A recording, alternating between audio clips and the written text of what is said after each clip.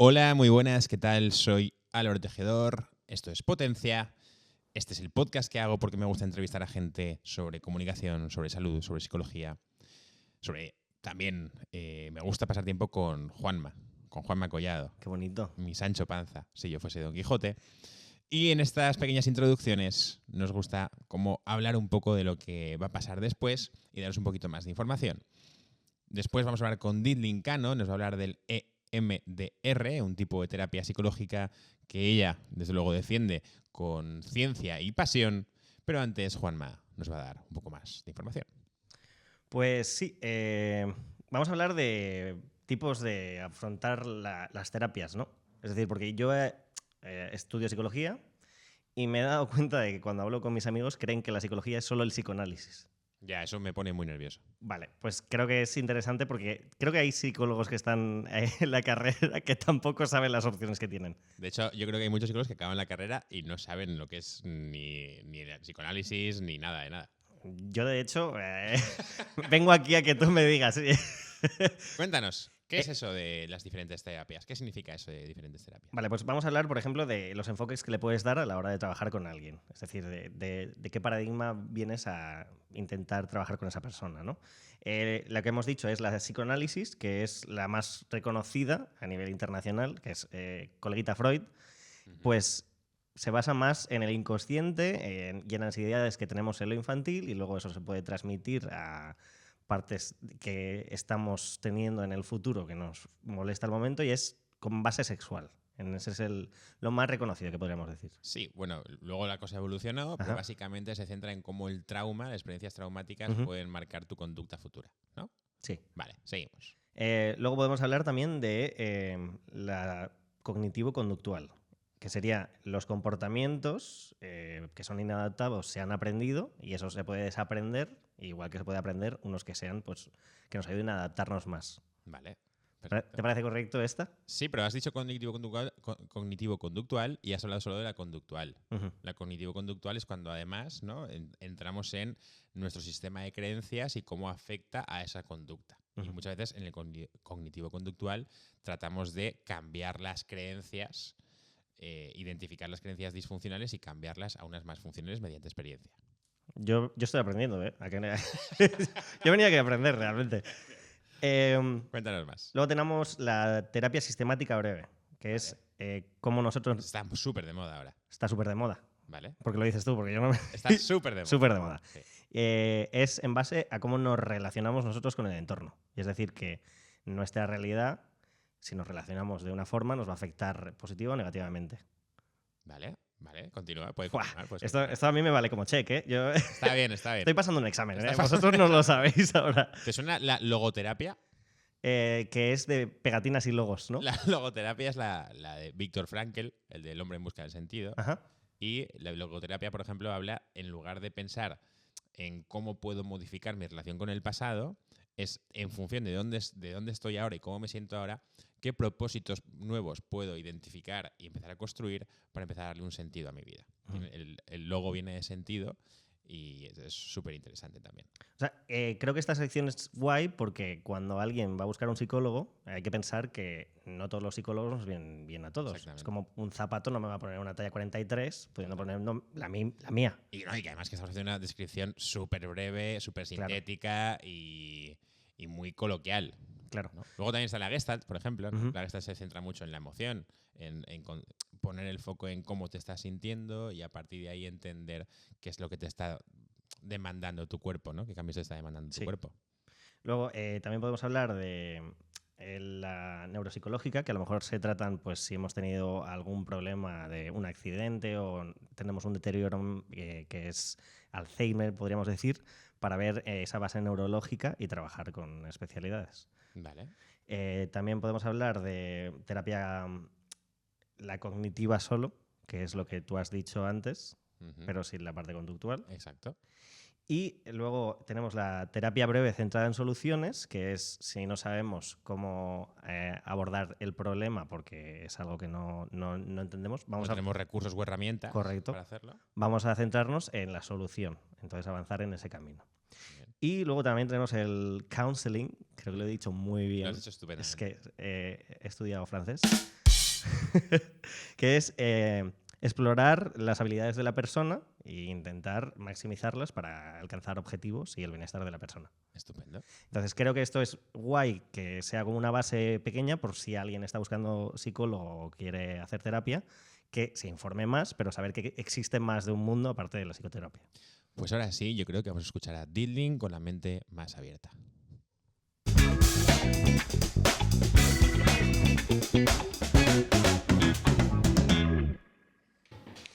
Hola, muy buenas, soy Álvaro Tejedor, estamos en el Club Potencia, no sé si esto lo estarás viendo en vídeo o escuchando, o quizás estás mirándome muy cerca sin que yo te vea ahora mismo, pero en cualquier caso, bienvenido, bienvenida y ojalá que aprendas mucho. Hoy además me acompaña una persona con un nombre extrañísimo, ella es Diddling Cano, psicóloga colombiana. Entonces dirás, ¿Diddling es un nombre colombiano? Pues yo creo que no. Diddling, cuéntanos la historia de tu nombre, por favor. Vale. Mis padres ¿Sí? estaban trabajando en Suiza, ¿vale? Ellos limpiaban casas ahí. Y había una niña que se llamaba Diddling. Entonces les gustó mucho ese nombre y decidieron combinarlo con Diddling Andrea. Ah, eres Diddling Andrea. Sí. Vale, vale. Sí, sí. Claro, cuando te hiciste Tinder serías la única Diddling Andrea de Tinder. Entiendo, ¿no? Perdón. Vale, Diddling, para gente que no te conoce y como luego nos vas a hablar de cosas bastante interesantes, yo quiero que sepan desde qué marco nos vas a contar las cosas. ¿Podrías contarnos quién eres y qué haces? Vale. ¿Vale? Bueno, soy psicóloga, estoy empezando, bueno, ya llevo un año y algo ejerciendo, más o menos. ¿Cómo soy de personalidad, te refieres? También, ¿por qué no? Vale. Creo que soy una persona un poquito introvertida, ¿vale? Pero que a la vez me gusta mucho socializar con la gente, me gusta conocer gente, me interesa. También soy una persona como que muy amorosa, muy cercana, soy cariñosa. Como psicóloga también lo veo muy reflejado, me gusta. El tacto, cuando veo algún paciente, me gusta abrazar. Creo que eso hace mucho, el contacto físico hace muchísimo. Y no sé qué más contarte sobre mí. Es que ¿En qué ciudad de Colombia te criaste? En Cali. En Cali. Sí. Vale, ¿y cómo se llaman los Cali? Caleños. Caleños. Los de Cali. Pero caleños. como mote, como los rolos, las rolas y todo esto. No tienen. ¿No tenéis mote? No. Vaya, por Dios. No. Eso tuvo que ser muy duro también. Para tú crecer en un sitio sin mote, tiene que ser muy duro. Vale, ¿y cómo decidiste dedicarte a la psicología, Diddling? ¿Qué es lo que te llamó? Pues fíjate que... ¿Ya estabas aquí o estabas todavía en Colombia? No, en Colombia. En Colombia, sí. Yo, pues por mi historia de vida, como que de cierta forma necesité salir por mí misma, sobrevivir por mi cuenta. Y obviamente el leer mucho sobre psicología, el entender qué me estaba sucediendo, pues fue lo que me permitió, como de cierta forma, ser lo que soy ahora. Pero sobre todo por mi historia. Yo más o menos a los 14 años empecé a leer porque conocí a una expareja. Un poco tarde, ¿no? Para aprender a leer. Perdón. Conocí a una expareja y a él le gustaba mucho todo este tema, entonces como que los dos nos retroalimentamos ahí y empecé a leer muchísimos libros de psicología, sobre todo uno de Joe Dispenza, que no sé si Antoni seguro que... Antoni es un... Bueno, es un Antoni gran estuvo en una convención de Joe Dispenza. Exacto. Antoni le entrevistamos hace poco, así que también tenéis una entrevista a Antoni Martínez en el canal. Y empezaste por Joe Dispenza. Exacto. Y también me pasaba que como que todas mis amigas me preguntaban, oye, ¿qué hago aquí? ¿Qué hago acá? No sé qué, no sé cuánto. Y yo les decía cosas. Y esas cosas les servían. Vale. Pero fíjate que a pesar de que yo sabía que la psicología me gustaba un montón, cuando yo vine aquí a España a estudiar la carrera, yo decidí estudiar administración y marketing. ¡Ostras! Sí. Eso no lo sabía. O sea, y yo entré a la carrera y es que no cuadraba nada. Yo decía, ¿qué hago aquí? No entiendo nada. Estuve haciendo un año, ¿vale? Luego les dije a mis padres, oye, me cambio de carrera, no les hizo nada de gracia, pero después empecé a estudiar psicología y ya súper bien.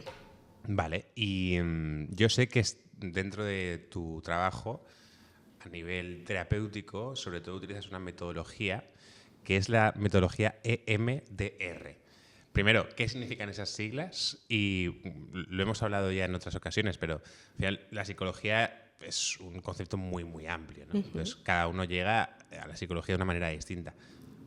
Primero, ¿qué significa eso de EMDR? Y segundo, ¿por qué consideras que ese tipo de terapia te llamó a ti la atención? Vale.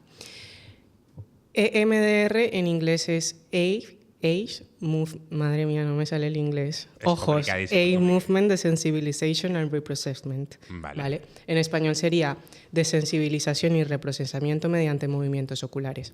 Vale. Es un tipo de terapia que engloba distintas terapias, ¿vale? Pero cuando ya has hecho como... Eso va por fases. Después de la segunda fase ya entra lo que es el reprocesamiento con movimientos oculares. En las primeras fases tú puedes mezclar distintos tipos de terapias, distintas formas de conseguir herramientas para que tú aprendas a regular tus emociones, ¿vale? Y ya después entramos a reprocesar todas esas situaciones traumáticas o difíciles que aún te están afectando en el día a día. Vale, pero estás de acuerdo conmigo en que has explicado, todavía no entendemos muy bien qué tiene que ver las emociones con las creencias, con movimientos de los ojos. Estamos perdidísimos. Explícanos qué tiene que ver los ojos con cambiar tus emociones o cambiar tus creencias. Vale, te explico. Durante nuestra infancia nos ocurren ciertas cosas que al final nos pueden dejar una marca, ¿vale? Y eso, a medida que tú creces, pues se puede ir reforzando, esas situaciones se pueden volver a ocurrir y esas emociones pueden volver a intensificarse, o incluso no hace falta que vuelvan a ocurrir, sino que eso que te sucedió fue tan intenso que ahora, como que de cierta forma, lo que te sucede, tú como que lo quieres encajar ahí.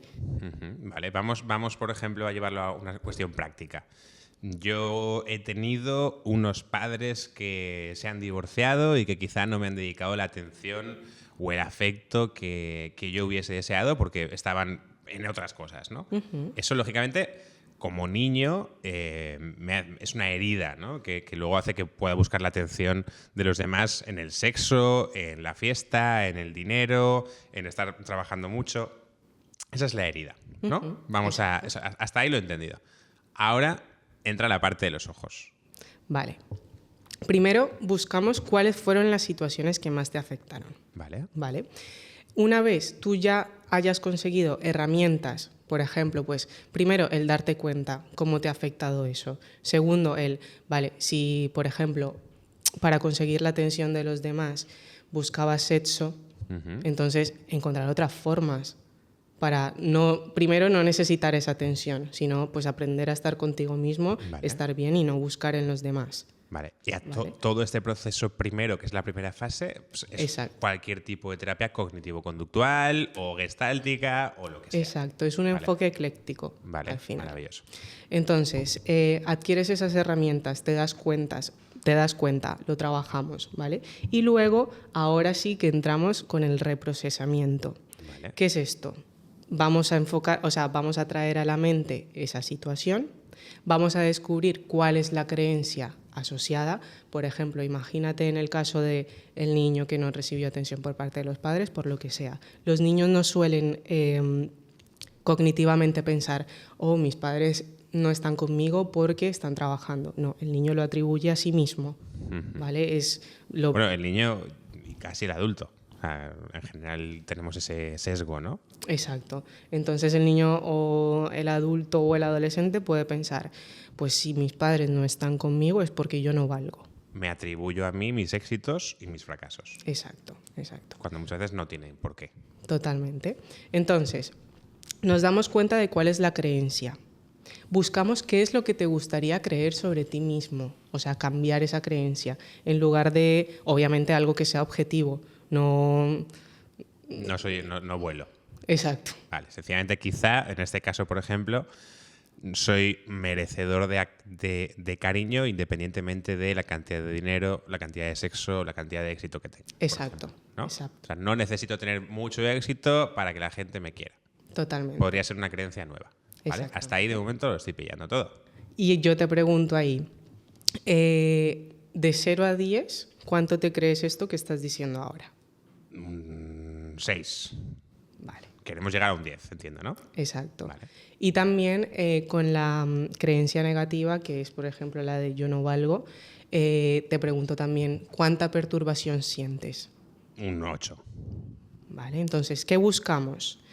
Que la creencia positiva, la creencia que queremos instalar, te la creas un 10 y que el malestar disminuya a 0. Vale, muy ¿Vale? bien. Entonces, ¿cómo se hace esto? ¿Eso ya estamos pasando a la segunda fase o ya estamos en la Ya tercera hemos fase? entrado en la tercera fase. Ya estamos en la tercera fase. Pero de momento no ha pasado nada con los ojos. No, Vale. nada. Los De ojos hecho, al son final. las fases más largas. Vale. La primera y la segunda, porque mientras consigues todas esas herramientas... Que se podría lleva entender como bastante. una terapia más convencional. Exacto. Aquí hay exacto. poco alternativo, aquí hay poco revolucionario. Aquí estamos haciendo terapia convencional. Totalmente. Vale. Vale, tercera fase. Vamos con los movimientos oculares. Ya, que es lo estamos más ya raro hemos de llegado. ¿Ya hemos llegado? Exacto, Vale. exacto. Entonces, te hago todas estas preguntas y empezamos a hacer movimientos oculares. Yo te digo, vale, quédate con esa imagen, con la creencia negativa, yo no valgo, y sigue los movimientos de mis dedos.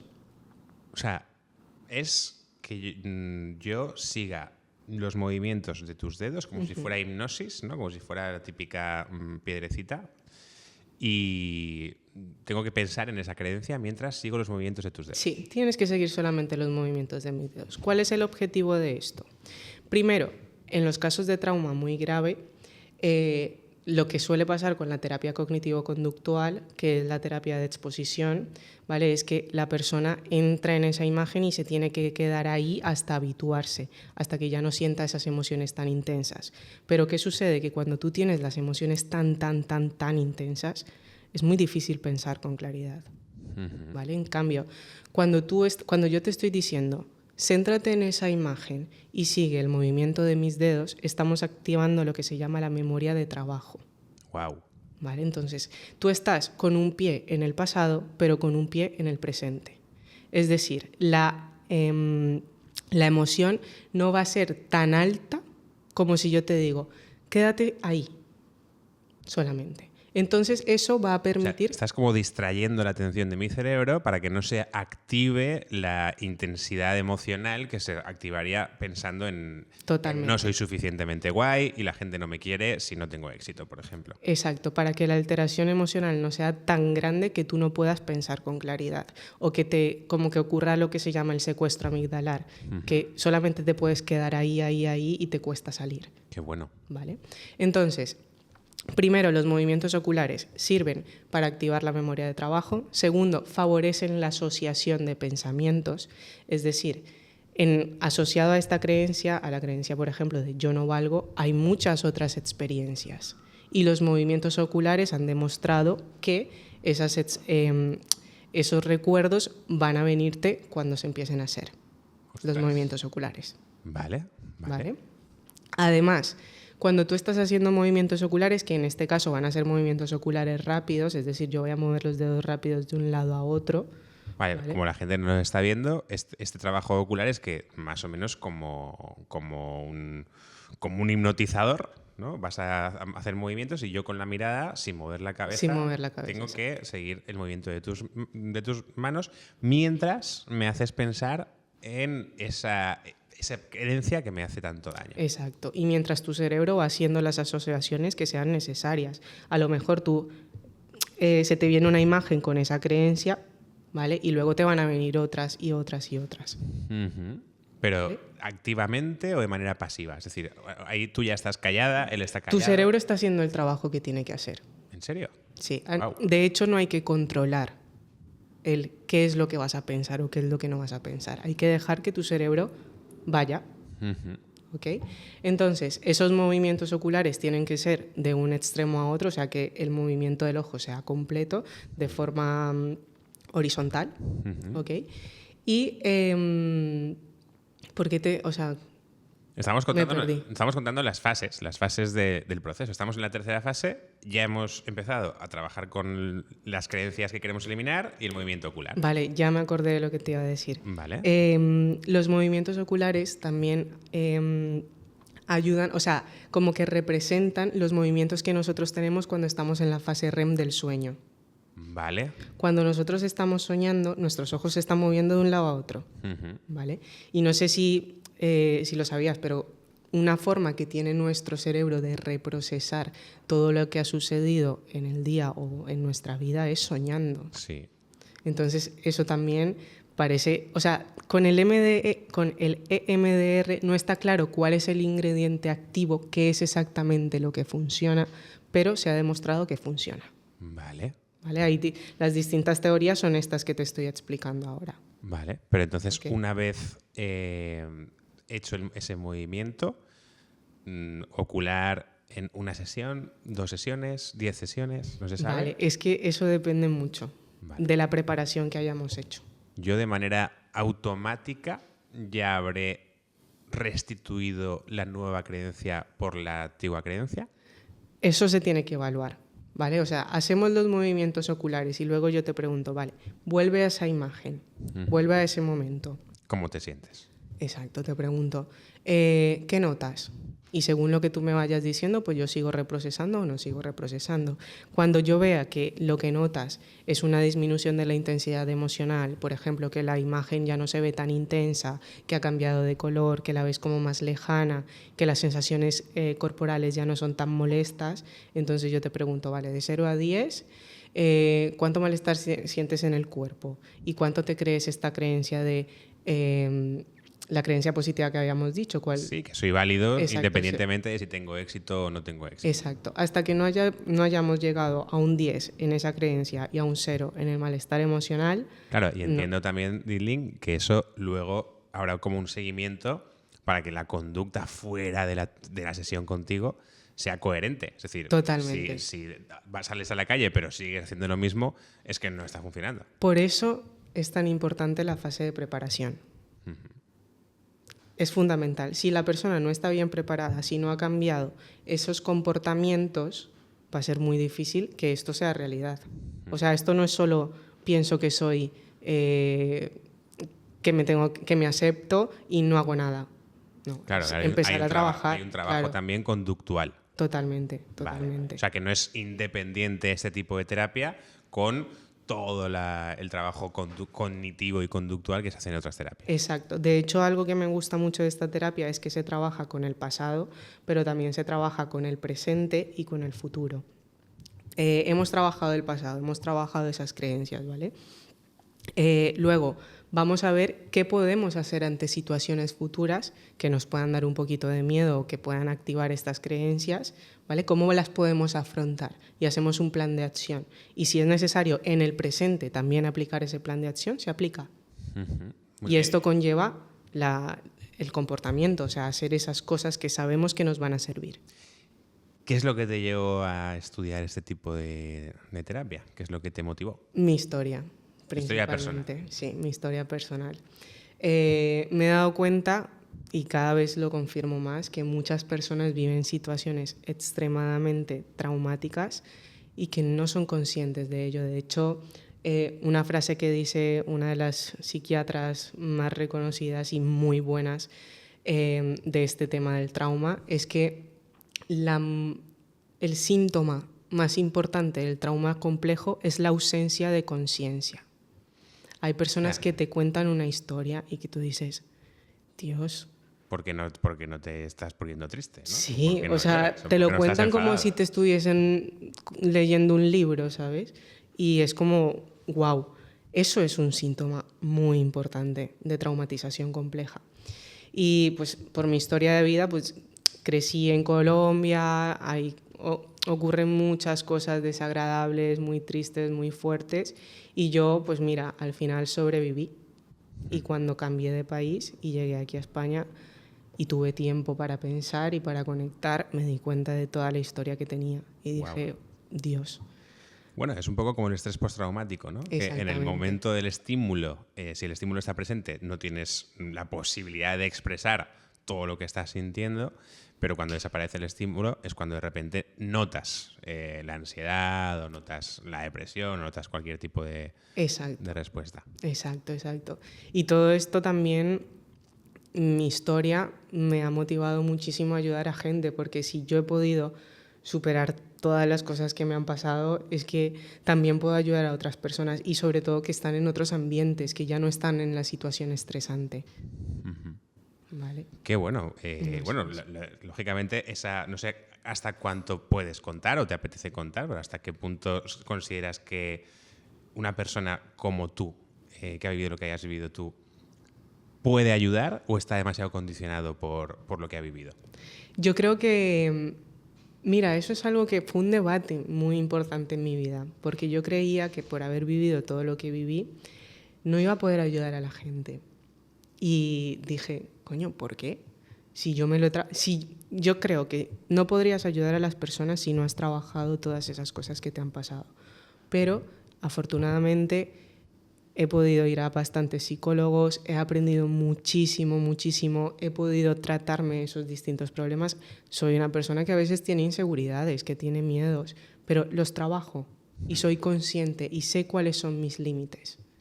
Entonces eso, por más de que yo haya vivido todas estas historias, ¿quién va a entender mejor a los pacientes que alguien que ha vivido algo similar? De hecho, yo totalmente de acuerdo. Una de las cosas que más punky puede ser, de lo que yo puedo opinar, en mi opinión menos mainstream, es que los psicólogos son de las personas menos preparadas para ayudar del planeta. O sea, la gran mayoría. Luego, por supuesto, hay psicólogos brillantes y precisamente no creo que tenga que ver solo con la formación técnica, sino precisamente con las experiencias vitales.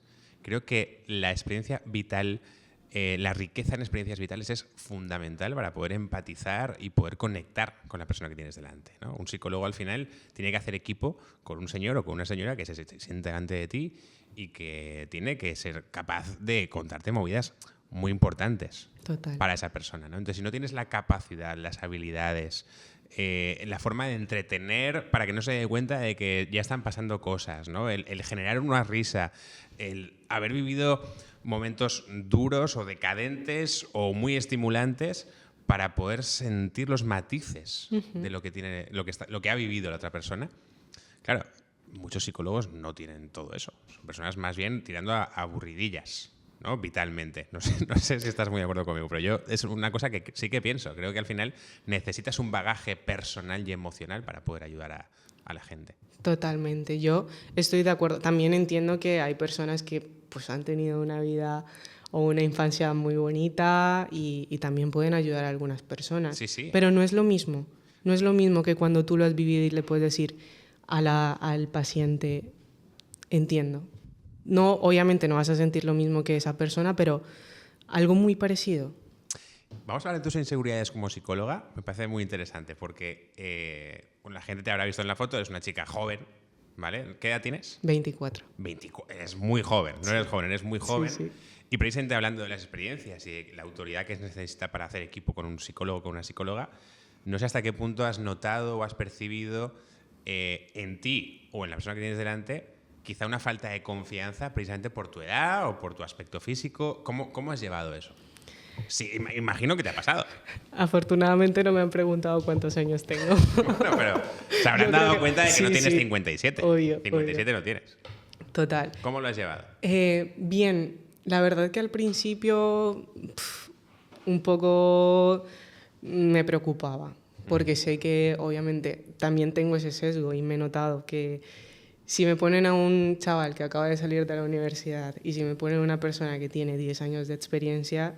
Claro, y que ni siquiera es un sesgo, es decir, lo hemos hablado hace un segundo, cuanto más background vital y profesional y laboral tienes, pues mejor, ¿no? Pero es que también depende de muchas cosas, porque esa persona que lleva 10 años tal vez puede estar cansada de hacer lo mismo. Claro. Y el chaval o la chavala que acaba de salir... gilipollas. O también. Al final es lo claro. que estamos hablando. Hay muchos psicólogos que igual llevan 25 años, pero no tienen la sensibilidad para conectar con la gente que tienen delante. Totalmente. Y la persona que acaba de salir de la universidad puede estar llena de ganas y mediante un buen acompañamiento, con ayuda de otros profesionales, puede hacer el trabajo muy bien. Al final recuerda que la terapia no es solo los conocimientos técnicos, sino la alianza que puedas crear con esa persona, esa confianza, ese vínculo. Total. Y sí, las herramientas son muy importantes, es verdad, pero también es importante que el terapeuta tenga ganas y que la otra persona se sienta cómoda. Y entonces, ¿no te ha pasado un momento de sentir un límite? O sea, aquí la persona no está confiando en mí o no estamos conectando quizá por mi perfil, por la Sí. persona que soy. No por el tema de la edad, yo creo. Me pasó uno de mis fracasos en terapia. Fue con una chica que me derivaron para trabajar una historia de trauma bastante grave. Y uno de mis errores en este sentido fue decir, vale, la atiendo. Ok, empecé a atenderla, me llené de miedo, me bloqueé, no me sentía capaz. Quizá por un exceso de responsabilidad, ¿no? Porque era una historia muy dura. Y además porque también estaba viendo muchos pacientes, era un caso bastante tocho, con disociación, con mucha sintomatología postraumática, con exceso de trabajo, con falta de conciencia, había muchas cosas que trabajar. Y yo dije, vale, la cojo, pero sentía que no iba a poder. Y el primer día ella ya me vio nerviosa, ¿vale? Y ahí Claro. ya, si te ven nerviosa, es que yo, por ejemplo, si veo nervioso o nerviosa a una persona... Al que te viene a arreglar la ducha claro, y, o sea, maldita sea, este tío no me transmite seguridad. Total, y para trabajar el trauma, o sea, necesitas confianza en la otra persona. No solo confianza de poderle contar tus cosas, sino de saber que tiene las herramientas y que puede sostenerte en caso de que lo necesite. Claro, yo, por ejemplo, recuerdo mis inicios, donde también yo empecé muy joven, primero con las habilidades sociales y la seducción, y poco a poco me he ido metiendo en más áreas, ¿no? Pero yo sí que recuerdo la sensación de test, ¿no? De, a ver, tú, chavalín, con la edad que tú tienes, a ver, demuéstrame lo que vales, ¿no? Y bueno, yo siempre pienso en el ejemplo de un empresario al principio, cuando empecé a trabajar con empresas, que me miró así, como de lado, me dijo, pero tú que eres un rojillo, ¿no? O sea, directamente ya el tío me empezó a vacilar. Y es cierto que yo creo que generar esa sensación de seguridad y de confianza es muy complicado. Y a día de hoy, aún cuando tengo sesiones, ya sea con empresas o con personas en las cuales no me siento muy seguro o no estoy contento con cómo están yendo las cosas, lo primero que hago es decirlo. Es decir, oye, esta es nuestra tercera sesión y yo no estoy contento con los objetivos que nos habíamos marcado. ¿Tú cómo lo ves? Porque yo no estoy contento, ¿no? Entonces, la vulnerabilidad no va a desaparecer nunca. Sencillamente, con la experiencia quizá vas ganando herramientas para gestionar esa vulnerabilidad. Pero siempre va a haber vulnerabilidad. Totalmente. ¿Cómo lo has gestionado tú a nivel personal cuando algo no te sale bien en terapia? Pues... ¿Lo pasas mal luego en tu casa? ¿Te olvidas? ¿Te vas a hacer escalada y ya está? Lo paso un poquito mal, ¿vale? Pero lo sé regular. O sea, entiendo que a veces... Esto es algo que me he grabado a fuego en la cabeza. Y es que no todos los casos van a salir bien. Y habrá personas con las que no haya esa confianza, con las que no haya esa alianza. Y puede ser que tenga que ver conmigo, por algo que habré hecho o no, pero también puede depender de esa persona. Totalmente. ¿Vale? Y eso es así. Y me va a pasar. Y soy consciente de que vendrán pacientes, vendrán 2 sesiones y después se irán. ¿Vale? Entonces no lo tomo personal. Al principio como que le daba un poquito más de vueltas, etcétera, pero ya después dije, a ver, Ditlin, esto no puede ser así porque si no vas a vivir frustrada de psicóloga. Toca convivir con ello. Total. Entonces, nada, o sea, lo vivo, lo entiendo y ya sigo haciendo mi vida. Cuando yo salgo del trabajo, me cuido. Es decir, me veo con mis amigos, me voy a hacer deporte, me pongo a leer, todo lo que me llene, todo lo que me haga bien. Y también...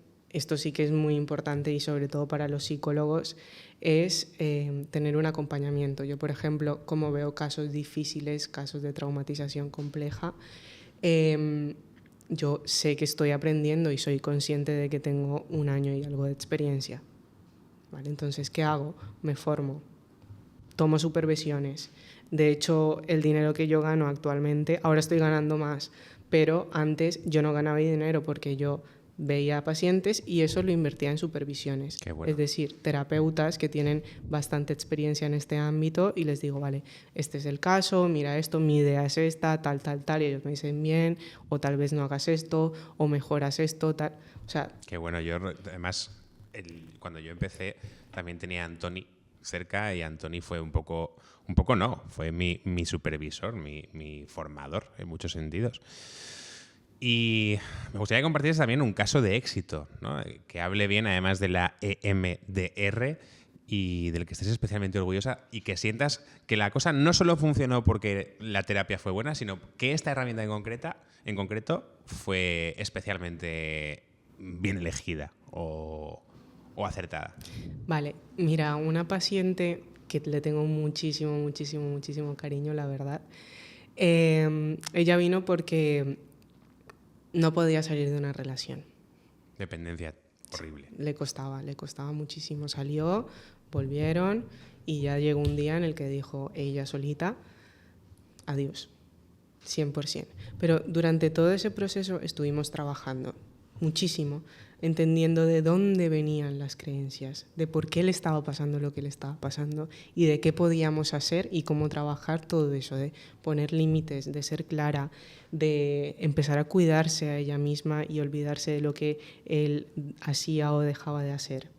Y estuvimos trabajando constantemente todo esto, también estuvimos reprocesando algunos traumas y estuvimos instalando habilidades mediante EMDR, pero también con cognitivo-conductual, con humanista, de todo un poco. A mí me gusta utilizar todas las herramientas mientras sirvan. Claro, claro. Total. Entonces, ahora ella está muchísimo mejor. Obviamente tiene algunos problemas económicos, pues porque... Bueno, sí, la vida sigue. Y problemas de la vida los problemas van a seguir apareciendo, claro. Exacto, pero ahora su autoimagen, su autoconcepto, su autoeficacia ha cambiado muchísimo, muchísimo, muchísimo, muchísimo. Y me siento súper feliz. Qué bueno. Y ella se lo reconoce. Antes ella no se reconocía nada, o sea, ella todo el rato estaba juzgándose, estaba castigándose, estaba diciendo no soy capaz, no puedo. Y ahora se lo ha demostrado. Qué bueno. Y me siento súper feliz con eso, la verdad. Qué bueno. Muy, muy, muy, muy feliz. ¿Qué te gustaría hacer dentro de 5 o 10 años? Es decir, una psicóloga de 24 años que ya está trabajando y que está metida en este rollo, ¿qué motivaciones tiene?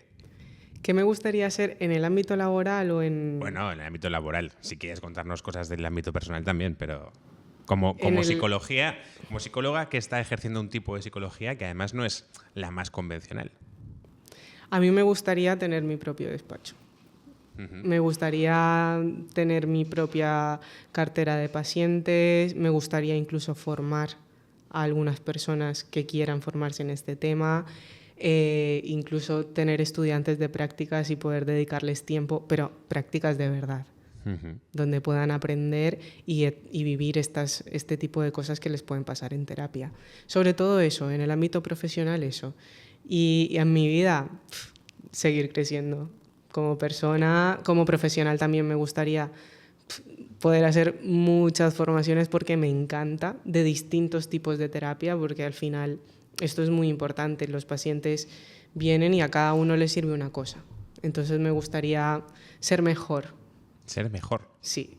Como profesional. Como profesional. Mejorar. No ser la mejor, ser mejor. ¿Y te imaginas, porque hablabas antes de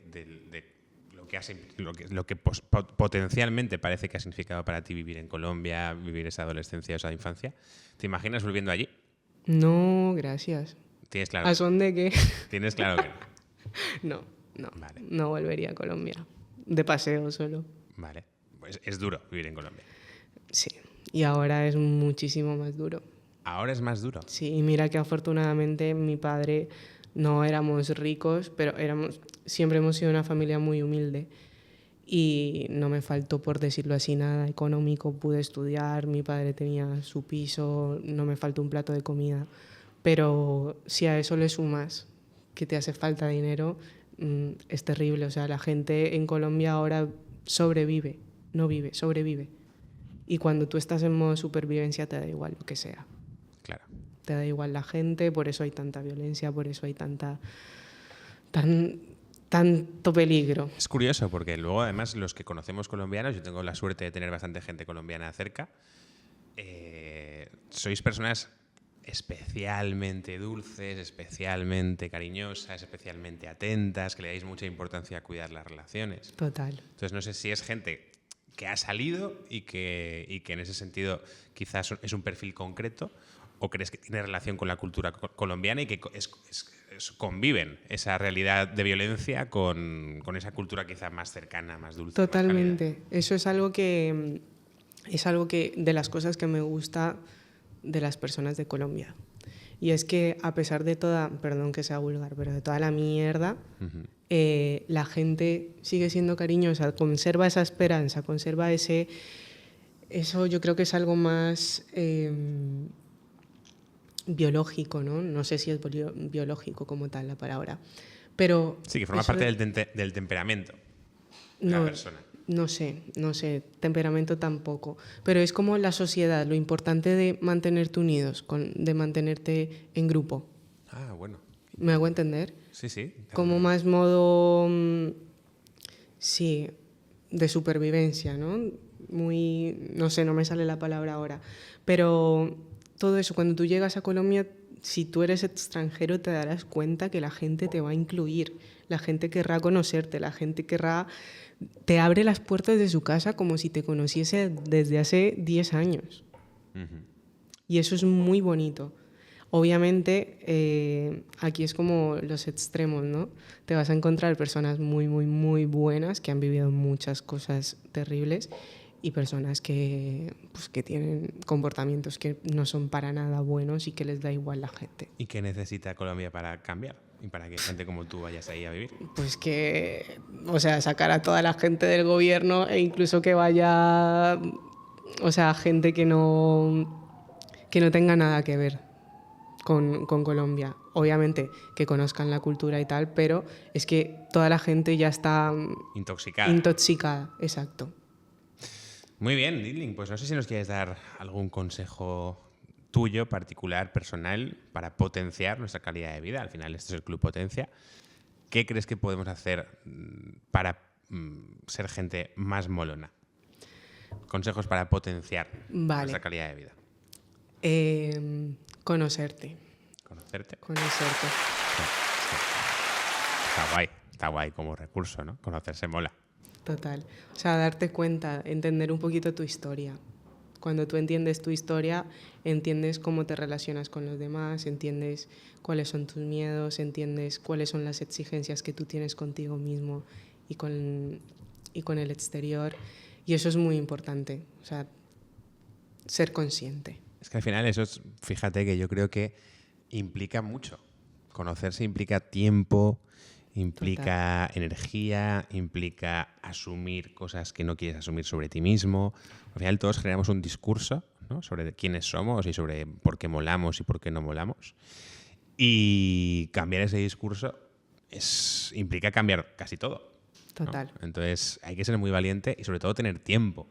Porque en un entorno donde estás obligado a currar como un salvaje, donde no tienes tiempo para descansar, donde para un poco evadirte de tus problemas necesitas beberte el fin de semana 6 gin tonics, ahí no hay espacio para conocerse.